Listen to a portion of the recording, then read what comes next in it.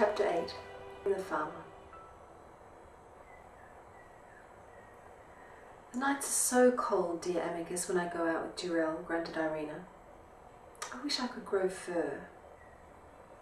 The bird nuzzled her ear lovingly before taking off to the village where the baker lived, flying in and out of the roof holes of the huts. Eventually he found what he was looking for, a little woolen nightdress. He plucked several feathers from his tail to leave in exchange.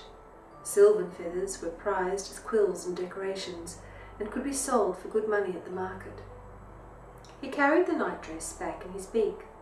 It flapped behind him like a tail as he flew from the village and over the forest. In the distance, Amicus could see the city and the domes of Ragnall Castle glistening like dewdrops, and wondered if Irina would ever return. When he laid the garment at Irina's feet, she stared at it in amazement. Like fur, she heard the bird coo, to cover your skin.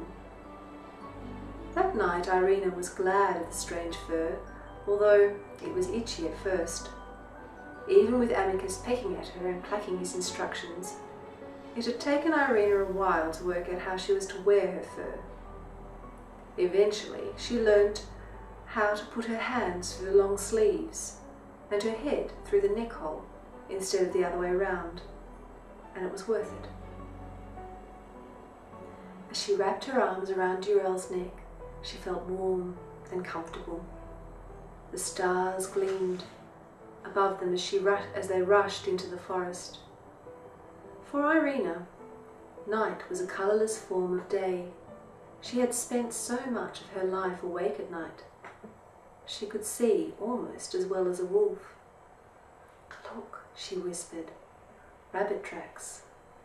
She jumped off to let Durell hunt the rabbit. He disappeared into the bushes, snuffling and breaking twigs in his haste. Irina scurried up the trunk of a tree to feast on nuts. The shells were round and hard, and she cracked them with her teeth.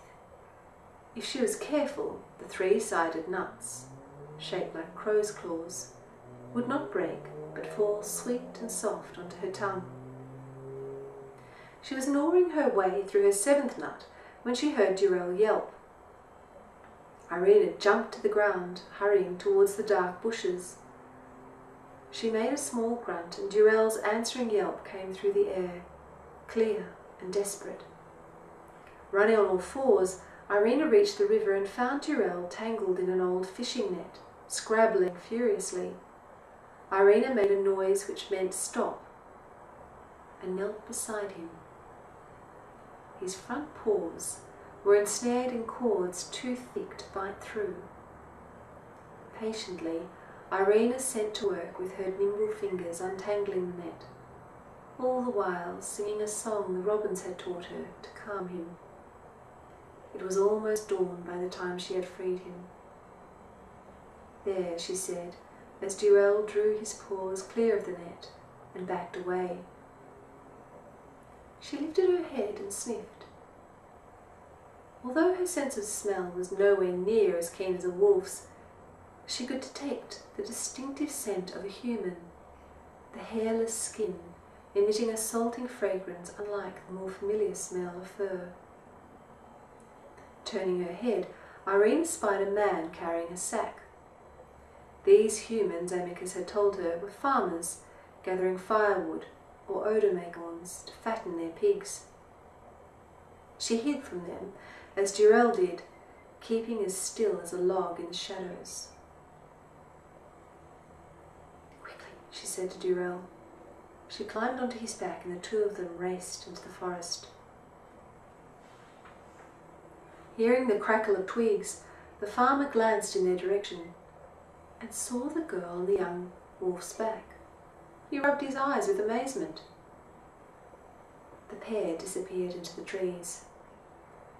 "No, no, William, that cannot be," the farmer told himself. "It's early, and your mind's playing tricks on you." William knew the she-wolf, Shegga, and her mate, Torg. When he went out hunting before dawn, he'd sometimes spear a wild goat or pig and see two pairs of midnight eyes glowering amidst the trees, no doubt angry with him for stealing their quarry. He guessed the young wolf was one of their pups. But the girl? No, he can't have seen a human child riding a wolf. He hurried home and told his wife Octavia, who brewed him tea to help him clear his head. That night, the poor farmer was haunted by a mighty she-wolf in his dreams. Her brilliant eyes seemed to burn into him, and her face changed into that of a beautiful queen and back again. Her cheeks thickened with fur, her nose and mouth stretched out and became a muzzle, her teeth lengthened into fangs.